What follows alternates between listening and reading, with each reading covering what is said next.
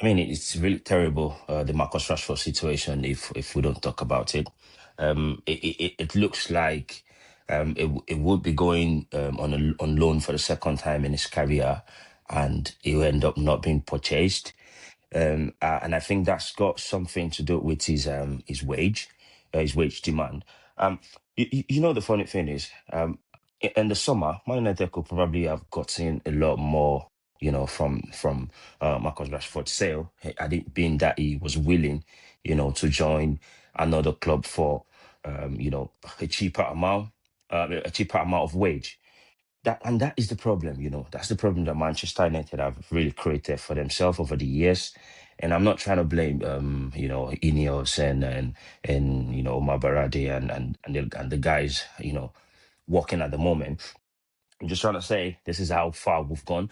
This is how far we've sinked, paying huge, ridiculous amount of money to these players that are not even worth it, this is why you should appreciate what you have most times, When he was at Manchester United, this guy was playing like he didn't give a fuck, We saw it, we all saw it.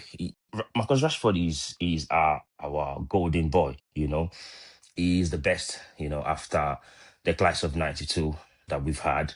Pogba he left, we've had so many in between the class of 92, but Marcus Rashford has been, the best academic pro that we've had in so many years.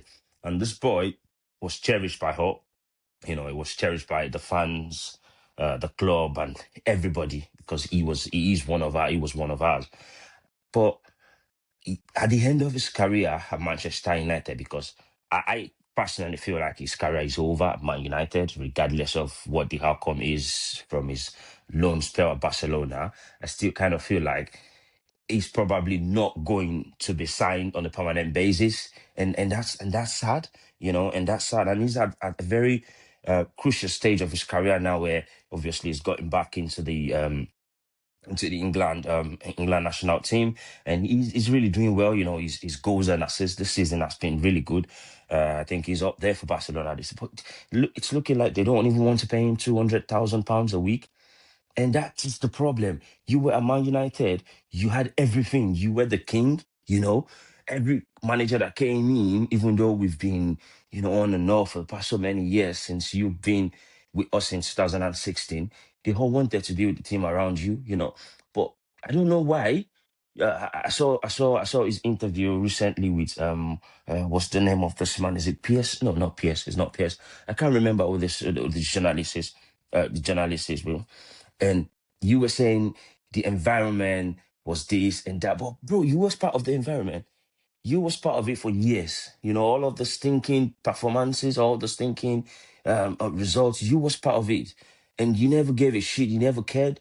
And now look at what you've gotten yourself into. Now it's looking like your dream move, outside of Man United, Barcelona, is looking like it might not be what you. It might not be the type of dream you should be dreaming at the end of the day, because now they don't even want to pay you even £200,000. They feel they can get a player on a more cheaper wage who can do exactly what you do or even more than you're doing at the moment. And that is what the concern is for me at the moment for Marcus Rashford. And I kind of think we should talk about it. We can't just let it slide, because a lot of us think this issue is sorted out already. Marcus is gone, he's gone to Barcelona, and it's not gonna be he's still a player. Do not forget that it's just on loan, and they might say they don't want him, just like the way Jordan Sancho has been on loan everywhere he's been in the last 2 3 years. So I kind of feel like it's a very important issue, and we really need to talk about it. Let me know what you think in the comment section. If it comes to us, would you take Marcus Rashford back at Manchester United? If it comes to, the level, do you still think he still has a future at Man United?